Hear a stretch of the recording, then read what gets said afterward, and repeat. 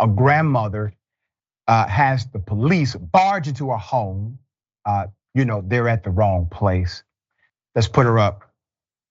So you will see the grandmother, and we also have a screenshot of the police barging into her house. According to News 4 Jax, Jacksonville police busted into Khristi Jackson's home, and she said it was a case of mistaken identity.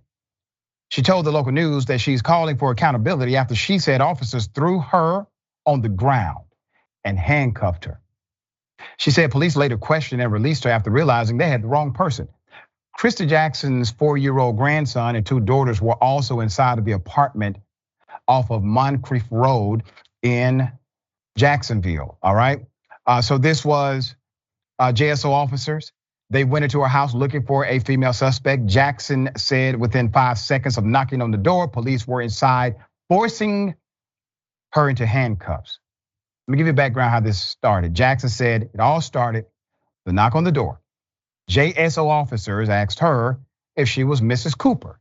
And Jackson said she told the officers she wasn't Mrs. Cooper twice. She said she then tried to shut her front door. I got ready to close the door and it was stopped by the officer's foot. And all the other officers bomb rushed right through here, Jackson said. At one point during the scuffle, a JSO officer is heard saying, "We're trying to figure out what's going on as well." Jackson is later heard asking members of her family to run, get her photo identification.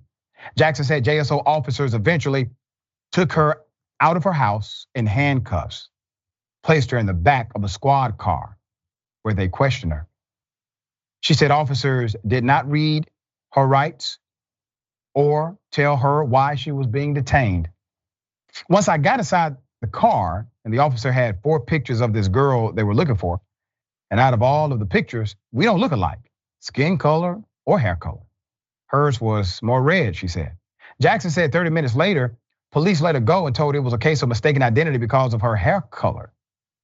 She said one JSO officer said he was sorry, but she said her family is still traumatized by what happened. Children watched the whole damn thing.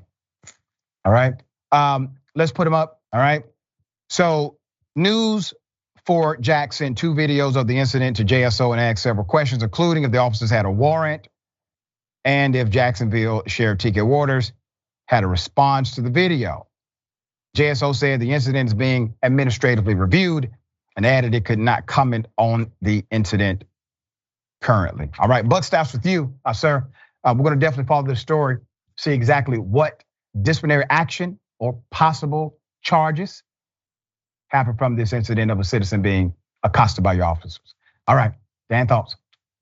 You're not helping the whole idea of police are supposed to serve and protect people when you are doing this, and your response is, "Oh, we're trying to figure out what's going on too."